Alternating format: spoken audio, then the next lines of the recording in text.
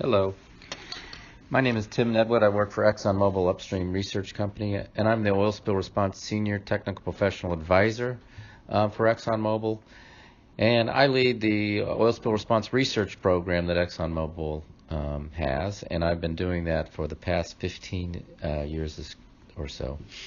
What I'm going to talk about today is a module that was under a larger short course for oils in the aquatic environment. And I'm going to talk about the module on oil spill management and response options. So let's get started. At a high level, the objectives of this module is to describe the oil spill response tactics that are used for this is focused primarily on marine spills, the challenges that we have with various response tools, and how an oil behavior in the environment and the challenges that provides to oil spill response.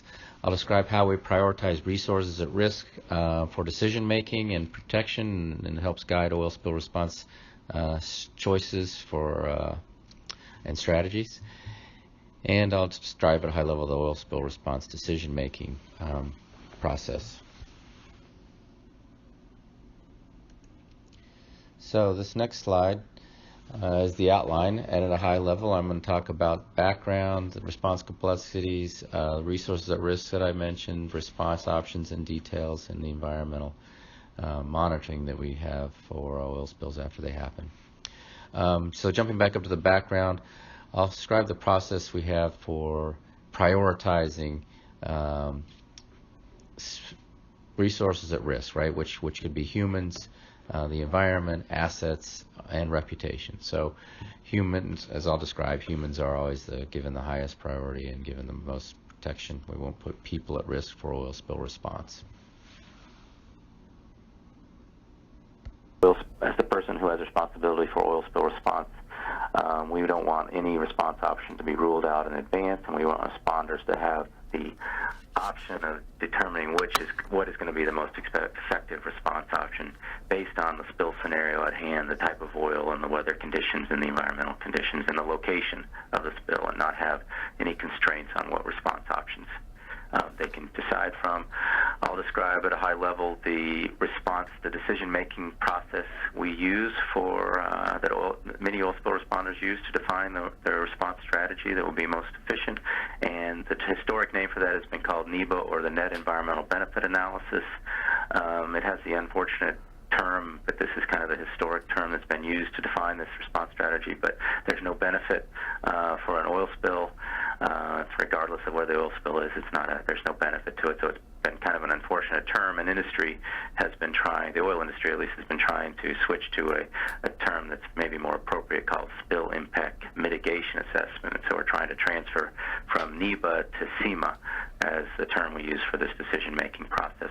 I'll describe the tier response approach that industry uses to define, or the oil response groups use to respond to oil spills, and how they define different levels or different sizes of oil spills, and some of the things we do for contingency planning, drills, and then the oil spill response groups that we use. Next, I'll go into some of the response complexities. When oil gets spilled in the environment, oil slicks are very dynamic, and they're subject to the weather, winds, waves. The oil begins to lose volatiles and can emulsify. So the oil properties are changing it can be very quickly depending on the oil over time. I'll describe some of the logistical challenges we have with oil spill response for various equipment, and then how dynamic slicks are. Following that, I'll talk about resources at risk, shorelines, the different type of ecosystem compartments and how they're at risk, and how different type of valued ecosystem component, or the wildlife that's in the environment, is at risk. And a significant part of the talk I'll spend talking about the specific response strategies, or the response options we have, and you can see the list there of mechanical recovery with booms and skimmers, in situ burning and the various ways we can apply in situ burnings, dispersing the oil and using dispersants to put oil into the water column, and the various methods that we have for applying dispersants.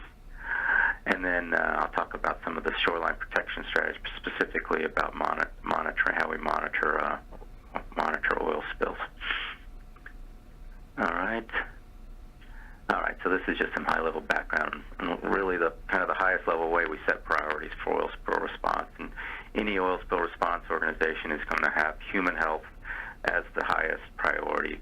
And a company like ExxonMobil uses what's called the PAIR approach, or PEAR, and that's how we define or prioritize response strategies, or what we're going to protect during response. And the PAIR, P stands for people, so people are going to be the highest level and get the highest priority, obviously, and that's both the public and the responders themselves. Next is the E, which is for the environment. We want to protect the environment next. And then it's A is for assets, so we're trying to protect the assets of a responsible party. And then finally, the last thing that we are concerned about is protecting the reputation, so it's PAIR, P-E-A-R. But people are the highest priority, followed by then protecting the environment. So we don't want to put people in harm's way when we're doing oil spill response. All right, so this slide I'm talking about what we're, as I mentioned at the beginning, this net environmental benefit analysis, what we're trying to switch the terminology to spill impact mitigation assessment. And that's a structured approach that responders use during it can be used both during an oil spill response, but it needs to be done for oil spill preparedness. And what it allows you to do is kind of systematically compare the trade-offs of various response options. It can be a very structured approach, especially in the preparedness stage when you're not in the middle of an emergency, or it can be a very rapidly done technique. But it has the same kind of high-level steps to it, regardless of when it is applied. But fundamentally, it's designed to help decision makers choose a response strategy that is going to reduce the impacts from a spill as much as practical. And just quickly, the high-level steps to it is the first thing you do when you're conducting a SEMA or a NEBA is you need to compile and evaluate data about the environment. You need to know properties of the oil. You need to know the data on the environment. And then you can use modeling based on chosen spill scenarios to determine how the fate and trajectory of an oil slick in that environment. And then you can use that same modeling, and also you're using a group of expert opinions. So these efforts, this approach requires pulling together experts on both oil spill response and the environment of interest, and also stakeholders and responders to help guide you through this process. So after you compile and evaluate data, you're going to predict outcomes with the help of modeling, but also with the help of some expert knowledge. And you're going to compare outcomes to a no action, where you would just allow the oil spill theoretically to just move into the environment as it will, and you're going to predict the impacts that might happen from that. And then you're going to compare that impacts to various response strategy with the goal of minimizing those impacts.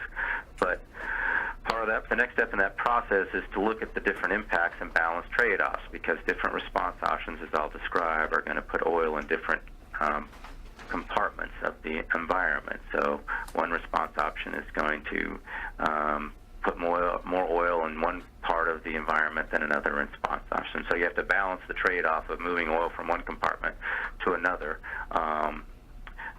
to make decisions about what is going to be the most efficient response option.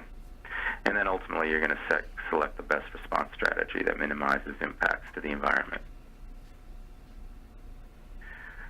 Okay, and most oil spill responders use this so-called three-tiered response approach to define response, to develop response strategies, and to develop stockpiles of equipment. And it's a three-tiered response approach. And it compares spill size, and it's just very loose terminology here of small, medium, and large, and there's no hard and fast rule on what a small spill is and what a medium spill is and what a large spill is. And it compares that to the location of the spill. Is it local to a stockpile of equipment or an operation, for example, an oil transfer terminal? Is the spill further away from that equipment but still within the region, or still further away from that location where there is potential for oil spill to happen? Or is it much further away and is it remote from those operations? So you look at those kind of large categories and you define Tier 1, Tier 2, Tier 3, and you can see this kind of very basic diagram here that shows you a way to visualize that.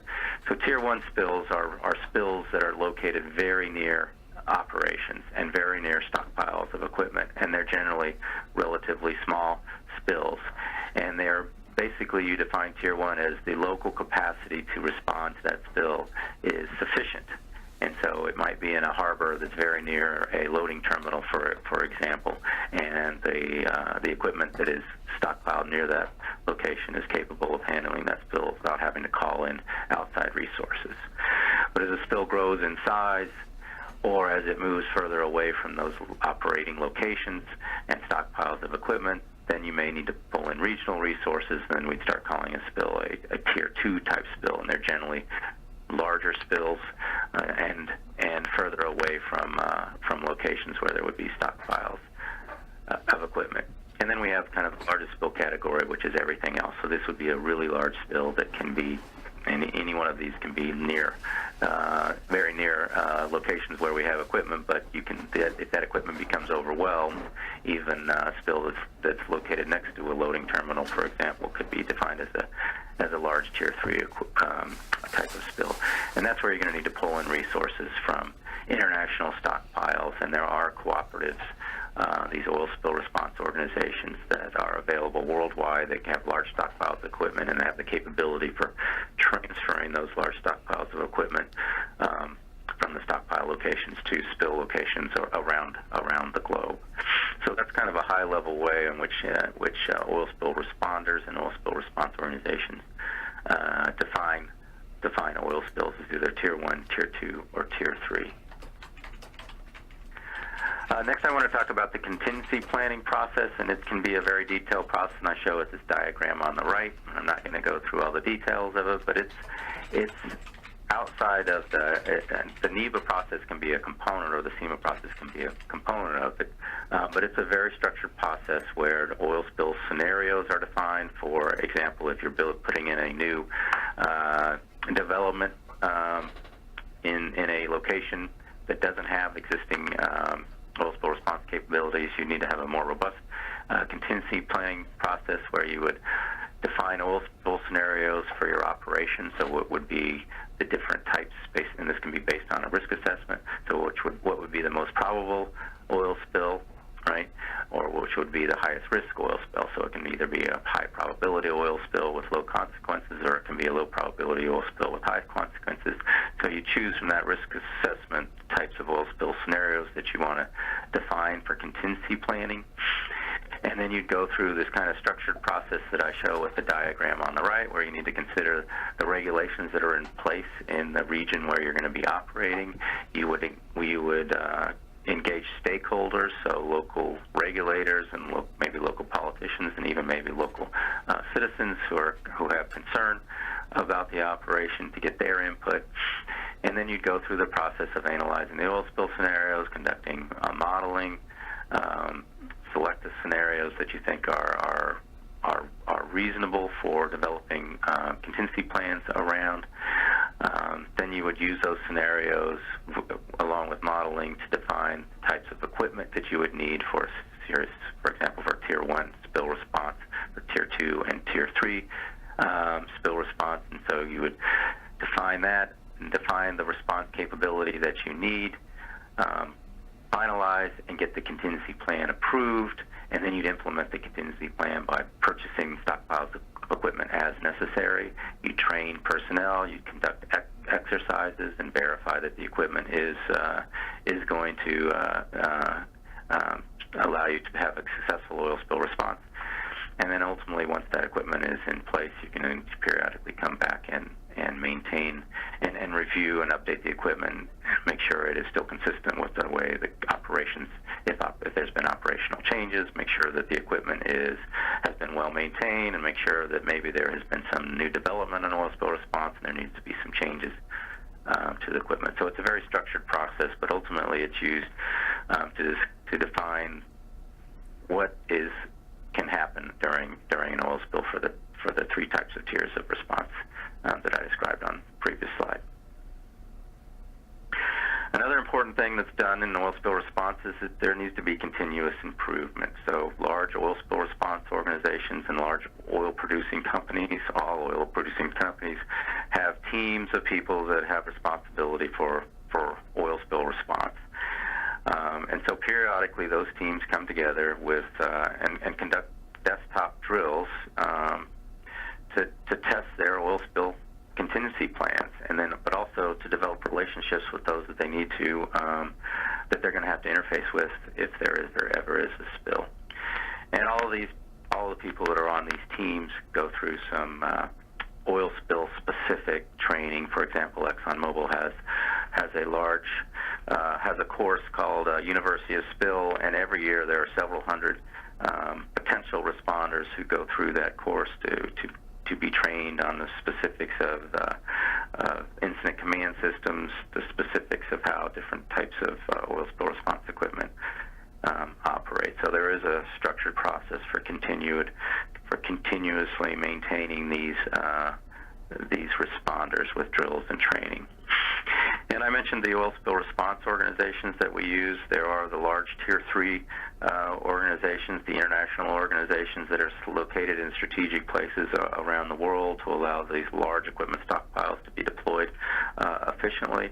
But I've listed here the countries that have significant Tier 2 capability. So these are regional or national oil spill response organizations. And these organizations, many of them at least, are nonprofit organizations that are funded by the oil industry themselves.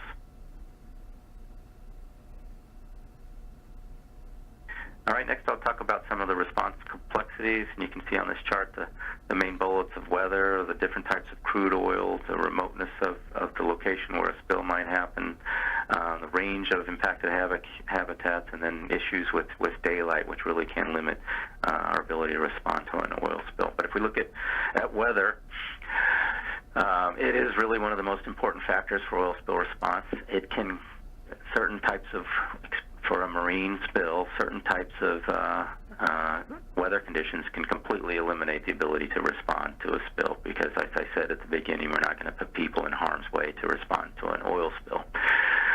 Mechanical recovery, as I'll describe on a couple of slides, can be very challenged as sea states increase and wind and waves pick up, and the ability to hold oil in booms and skim oil becomes challenged, so that response option can be very challenged simply because the sea states are too rough. And then, as I mentioned, we're not going to put people in harm's way, so there may be weather may be an extreme limiting factor for response in very high sea states. The crude oil itself can be very complex. Crude oil is made up of thousands of different compounds, and those thousands of different compounds can change the properties of crude oils over a pretty broad range. There can be a broad range of densities of crude oils. There can be a broad range of viscosities, and both of those things change how certain response tools, how efficient certain response tools can be during an oil spill response. So certainly understanding the crude oil that has been spilled is really critical for defining a response strategy. Remote locations can be quite challenging. The Gulf of Mexico in the United States is probably one of the best locations because of the large amounts of operations for oil that the oil industry has in the Gulf of Mexico. It means that there's a lot of equipment stockpiled throughout the Gulf of Mexico. So logistical challenges are as minimal as they can be in the Gulf of Mexico. But as you move further away from those locations and oil production and oil transport occurs in frontier regions, it can be quite challenging logistically to take personnel and equipment to a location where there might be an oil spill. And as I'll describe in another slide, speed is the key to oil spill response, and rapidly getting out to a location of an oil spill is very critical to minimizing the impacts from an oil spill. Another complexity is the range of habitats that could be affected from oil, and then there needs to be a good understanding of what the local environment is that can be that where an oil spill is. For example, you might decide to deflect oil from a sensitive marsh because getting oil into a marsh or a wetland can have long-term persistence and can cause significant impacts.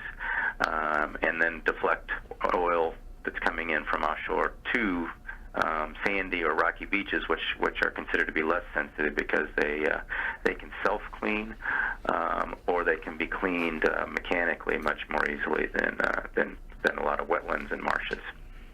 And I mentioned the daylight challenges. Most, if not all, response occurs during daylight. So in most locations, there's at least 12 hours of daylight that can be up to 12 hours of daylight in certain locations. But as you move farther north into higher latitudes, there can be times where there's no daylight, and the oil spill response becomes extremely challenged as visibility is lost from lack of light. All right, I mentioned in the summary at the beginning that spilled oil is very dynamic. So slicks can spread, thin, and break apart based on the whims of Mother Nature, so wind and waves and currents. It can take an oil that can be initially very thick after a spill and rapidly turn it into an oil slick that might be on average 1/10 of a millimeter thick. 1/10 of a millimeter is about twice as thick as an average sheet of paper. So that means even a relatively small amount of oil can spread and quickly cover a significant area of the sea surface. And even oil that's that thin can still cause impacts to surface-dwelling organisms that might come in contact with that oil. So marine mammals and marine birds and marine turtles and other organisms that live near the surface can be impacted by even very thin oil slicks. And then once that oil starts to thin, as I try to show with this image here, that oil slick will not be as cohesive, and it can break apart, and there can be smaller slicklets that start moving off in various directions. And they will have to be responded to separately.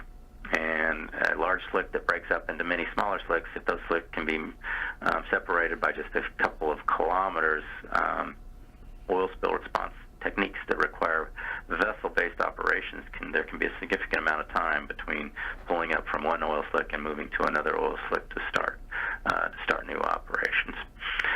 And then the graphic I show on the right here of oil shows some of the types of weathering that we have. So as oil hits the environment, it can be, when it initially goes in the water, it can be considered fresh, and it's going to have all the volatiles and light components in it. But as soon as it goes into the environment, the lower molecular weight components of the oil are going to start to evaporate. That's going to quickly change the properties of the remaining oil slick, and make the oil slick more dense and more viscous. And in general, oil slicks that are more viscous are more challenging to treat by all oil spill response options, and losing enough of the volatiles can limit or eliminate a response option like in situ burning. Sunlight can photooxidize the oil slicks and change its properties because of that photooxidation. I mentioned the drifting and spreading that can happen. Oil can dissolve into the water column. Winds and waves can cause oil to emulsify and entrain water, so you can have a water and oil emulsion, with oil being the continuous phase, and that can cause significant challenges for oil spill response because of an emulsion, or what's called a mousse. The mousse can become extremely viscous and make it very challenging to collect oil and then flow oil from one location to another if you're trying to do mechanical recovery. But it also can increase the volume of material that needs to be collected. So mousse is an oil and water emulsion can be 70-80% water, depending on the sea states and depending on the oil. It can become 70-80% water very quickly. So you've suddenly multiplied the volume of material that has to be collected by 5-6 times. So the message from the slide is that response options get less efficient with time, and that's generally the case for all response options because of the challenges of weathering of the oil. All right, next I'm going to spend, I think, the next 3 slides talking about the resources that are at risk in the various ecosystem compartments that we have for marine oil spills. And the first one I have is I want to describe what resources are at risk for the water column.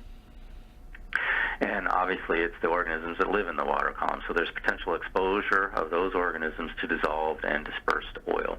Now, you can get dissolved and dispersed oil regardless of the treatment option. So just having an oil slick on the surface in an energetic environment can cause some of the components of the oil to dissolve into the water column, and there can be natural dispersion of oil droplets. So that's what dispersed oil. So dispersed oil is oil droplets that are small enough to stay entrained in the water column. So organisms that are living in the water column can be exposed through the dissolved oil or uptake of dispersed oil, either through respiration or through ingestion.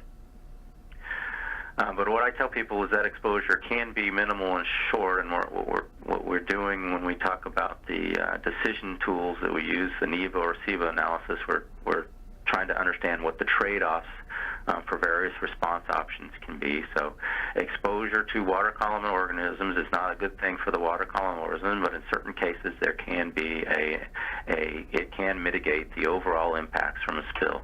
Because in general, the organisms that live in the water column can either move away from the oil, so they can sense contaminants and move away. But those that can are usually organisms that have the ability to have reproductive schemes that allow for high losses and then rapid recovery. But also oil that goes into the water column in a large body of water offshore, that oil will dilute in 3 dimensions. And so my background is that I'm an environmental engineer, and one of the first courses I took in college was to describe that dilution is not the solution to pollution, right? That's the first thing I learned in graduate school. But in fact, during an emergency, dilution can be the solution to pollution, and oil spill is an emergency response. So putting oil in the water column allows the oil to dilute in 3 dimensions, and I'll describe on the next couple of slides how oil on the surface only has the opportunity to dilute mainly in 2 dimensions, and then oil that goes onto the shoreline really dilutes in only 1 dimension, right, because it kind of becomes a linear thing when it goes onto the shoreline. And then the third thing here is the water column is constantly moving. So oil that goes into the water column will have impacts that's kind of moving away. So the initial location where the oil was put into the water column can recover quickly because the dispersed and dissolved oil is moving away from that location. But it can cause disruption, obviously. And one of the primary things that it can disrupt is commercial and recreational fishing in the area, and that might have to stop for a period of time until specialists come in and determine that the water column is safe for fishing again. So some of the high-level risk drivers for oil in the water column is the volume of water that's available for dilution, how concentrated the oil can be in the water column, and then how long that oil will persist in the water column. And because dilution happens in 3 dimensions, oil, dispersed and dissolved oil in the water column can rapidly dilute below concentrations that can cause acute or even chronic toxic effects. And so it can dilute within hours, depending on the environment, within hours to concentrations that could be below concentrations of concern for toxicity. So next I want to describe the resource risks for surface oil. So the potential exposure, there's potential exposure to wildlife and socioeconomic features, right? So there are organisms that spend the majority of their time on or near the surface of marine environments, and there's also fishing and other activities that can happen on or near the water surface. The exposure pathways to oil slicks is direct oiling of wildlife, birds, marine mammals, and turtles, and other organisms that would live near the surface. There's inhalation of volatiles that those organisms might encounter, particularly as the oil is fresher and those volatiles are being released into the air. So marine mammals and birds have to breathe, and turtles have to breathe the air above the water surface, and that air could have volatile organic compounds in it that could cause issues with them. And their exposure can also be through uptake of dissolved and dispersed oil as well. So I'm saying here exposure can be more severe than water column exposure because, as I mentioned on the previous slide, that the oil surface slicks only dilute in 2 dimensions, right? So now you have the surface of the oil. You don't have the 3rd dimension of water depth for dilution. So even oil that's coming up from the depths, for example, from a subsea release from a blowout, that oil can become quite dilute in the water column, but as it hits the surface, it's going to start concentrating at the surface, and then spreading only happens in 2 dimensions at the surface. So there can be higher concentrations of oil or higher loadings of oil at the surface because it is an interface and there's only dilution in two dimensions.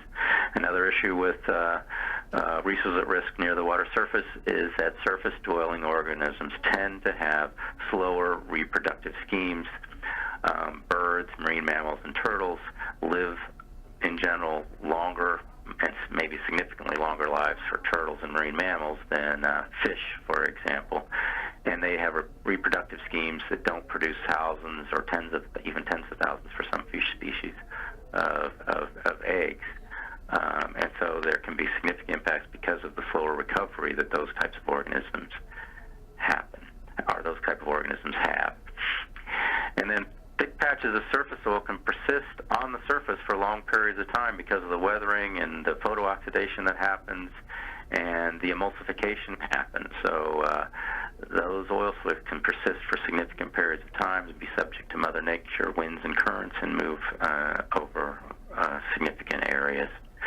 And then disruption can happen to tourism and other recreation as well as commercial and recreational fishing.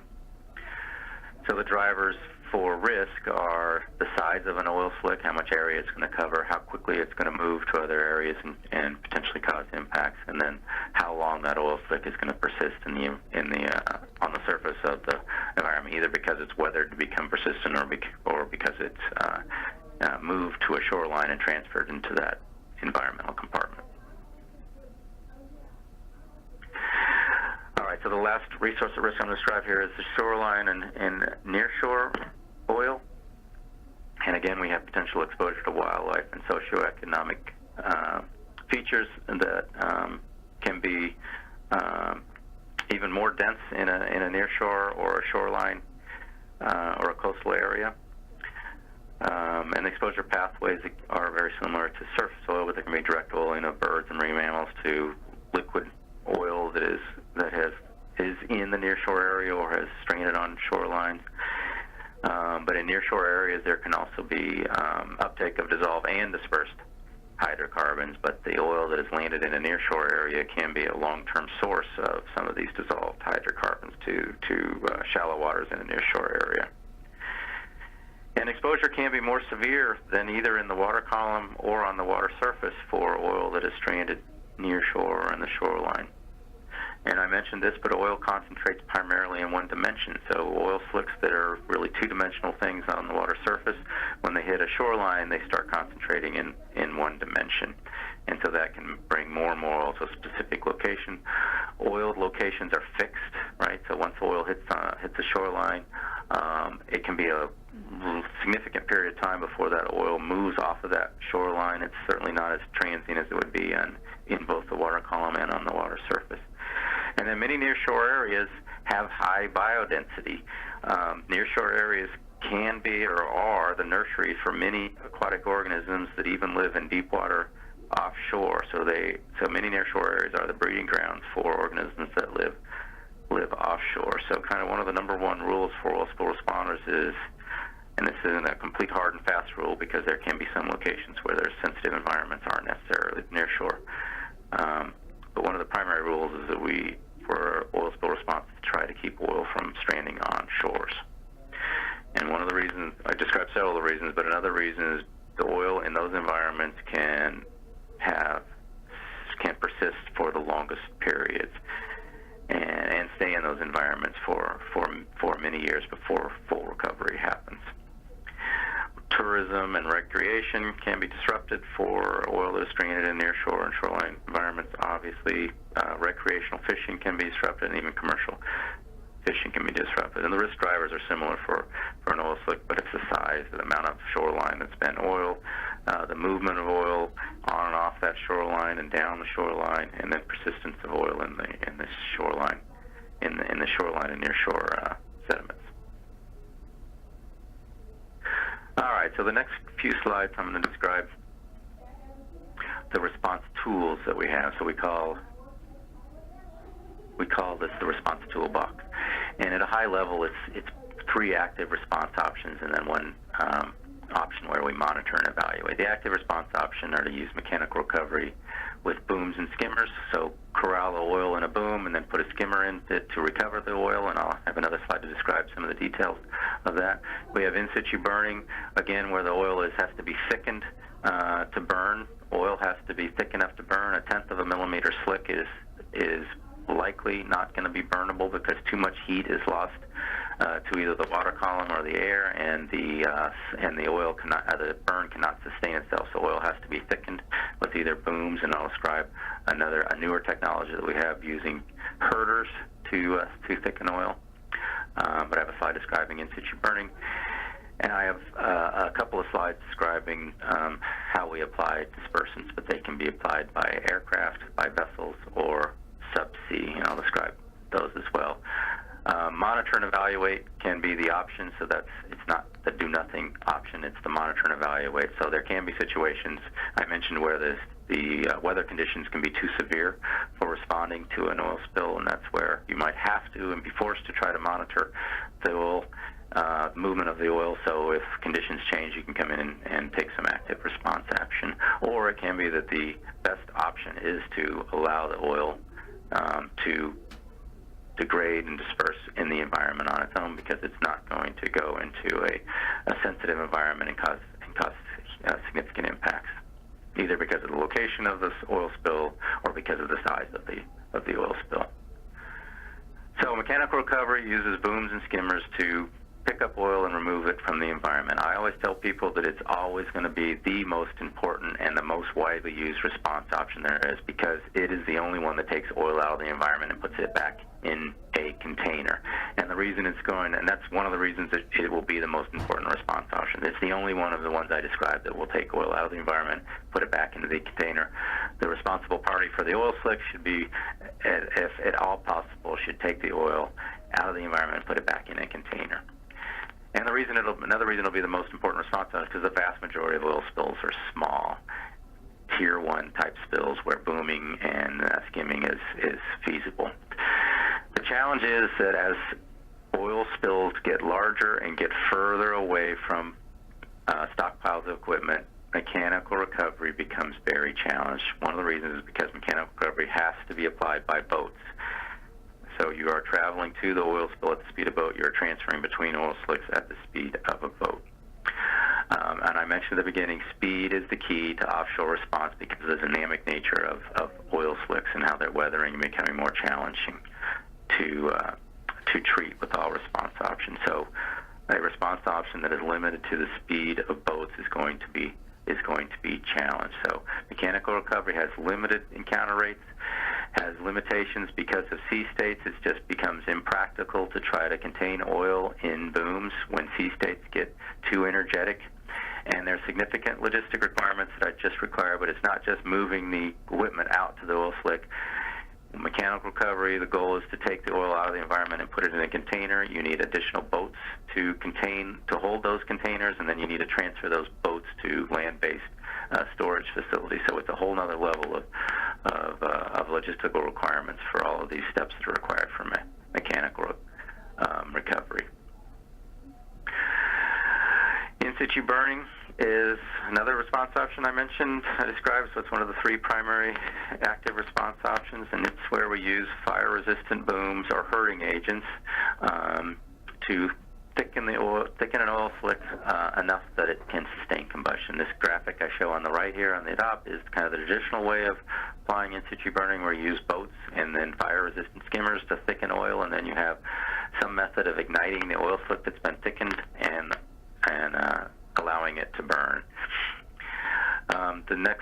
The image I show down at the bottom, the graphic I show at the bottom of the helicopter, that is the graphic I have to show how herders work. Herders are surfactants that you'd apply to the water surface to change the surface tension of the water and kind of magically cause an oil slick to thicken. And I'll show you hopefully a video that's going to run here. This is a lab test of herders being applied to a slick in a in a test basin. So this man here is applying this small little syringe of surfactants, and he's treating about, I think, 10 or 15 liters of oil that's spread out on the oil surface. And you can see how the surfactants what they're doing is changing the surface tension of the water and causing the oil slick to contract into a much smaller area and kind of thicken with a chemical boom rather than a physical boom. And the advantage of herders compared to booms is that they can be applied from a helicopter. So now they can transfer to oil spills at the speed of a helicopter and transfer between individual oil slicks at the speed of a helicopter. And now all you need to ignite that slick is an incendiary device that could again be dropped from a helicopter to ignite the slick. So that's a newer technology that industry is trying to advocate for now to help enhance our capabilities to respond to oil spills. But the advantage of in situ burning, I list them here, it removes oil from the marine environment. So oil is taken off the water surface. An efficient burn can remove 90% of the oil from the environment. There is always going to be a residue of large molecules that are left. But in situ burning destroys the toxic components, leaving a relatively recalcitrant residue, because the toxic compounds in oil tend to be the more volatile compounds, and they tend to go up into the flames and be destroyed by the temperatures of the burn. And then compared to mechanical recovery, it limits the amount of storage and handling of oil. It doesn't eliminate it because there is a residue, and oftentimes there might be a desire to recover that residue, so the 10% of the oil might need to be recovered and stored and transferred. The challenges for doing in situ burning with fire-resistant booms are the limited encounter rate. So you're moving at the speed of vessels, and you're moving at quite slow speeds because booms have to be pulled at very slow speeds by vessels, or else oil gets entrained over or under booms. So just like mechanical recovery, in situ burning has limited encounter rates because of the need to move these booms by boats, and then the need to avoid entrainment of oil under or over the booms, so the boats have to move, and it's generally considered to be 3/4 of knot that these boats can travel to capture additional oil for in situ burning. There are sea state constraints, just like mechanical recovery for in situ burning, and again, there are the logistical requirements. This is for using fire-resistant booms, of having to have these vessels to pull the boom, so it's not as significant as it would be for mechanical recovery because you don't need to store as much or transfer as much oil. Herding eliminates many of those logistical challenges, because now you can use a helicopter to both apply the herder and apply the ignition device to ignite the slick. And herders, if you're going to herd a slick, it requires just a very small amount of the surfactants to herd large amounts of oil. So it is a potential future tool that could be put into contingency plans to allow in situ burning to be much more practical than it is right now with fire-resistant booms. And dispersants, what are dispersants? So dispersants are a way to enhance natural dispersion that can happen during oil spill response. So one of the things that's going to happen when oil goes in the environment is waves can hit it in the marine environment, and it can naturally disperse. But dispersants enhance that natural dispersion. But what are dispersants? They're solutions of surfactants dissolved in a solvent, and the goal when you spray those onto an oil slick is to reduce the oil-water interfacial tension. That causes mixing energy in the form of waves to disperse oil into the water column as very small droplets that can be entrained permanently and allow biodegradation to happen, because the droplets are so small that there's enough turbulence in the ocean that they stay entrained and don't resurface. Each droplet of dispersed oil can be a concentrated food source for microorganisms that can biodegrade petroleum exist in all marine environments because they have adapted to crude oil, because there are natural seeps that exist in all large marine bodies of water, and those natural seeps have occurred for millennia, so microorganisms have evolved to exploit that food source. So when an oil spill happens, those microorganisms are in place and ready to take advantage of that food source.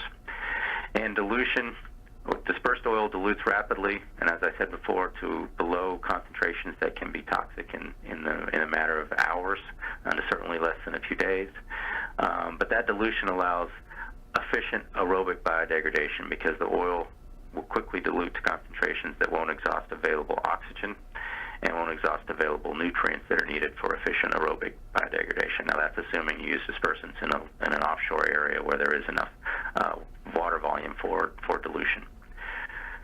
Dispersants have been developed over 40 or 50 years now, I guess, and they use ingredients that are found in household products. So the ingredients of modern dispersants use compounds that have been approved for use by the Food and Drug Administration in the United States for either human contact or even human consumption. And I would guess that most people in the United States at least have many of the compounds, if not all of the compounds that are used in the most widely used dispersants for oil spill response. They have those compounds in their bathroom, in their medicine cabinet, in their shower, in shampoos, in their kitchen, in dish soaps, or in some of the cleaning agents that they'd use in their house. And so because of that, the dispersant itself has much significantly lower toxicity than most oils. The advantages of using dispersant is it allows response at the speed of aircraft. That's for aerial application of dispersant, and I'll describe on the next slide subsea dispersant use. But for subsea dispersant use, it allows treatment of the oil at the release point before oil can move throughout, can disperse and dilute throughout the environment and spread. It can have a larger weather window than other oil spill response options. High wind and sea states are actually better for dispersion because it makes smaller droplets that can be more effectively dispersed. And dispersing oil into the environment can remove oil in a matter of a few days. Many of the compounds that are in crude oil have biodegradation half-lives that are on the order of 2 to 4 days to maybe 2 to 4 weeks. So a significant fraction of oil can be removed from the environment in a few days, leaving a more and more recalcitrant residue over time. The challenges with using dispersants, it trades more oil on the sea surface for oil in the water column, and that can cause the issues we have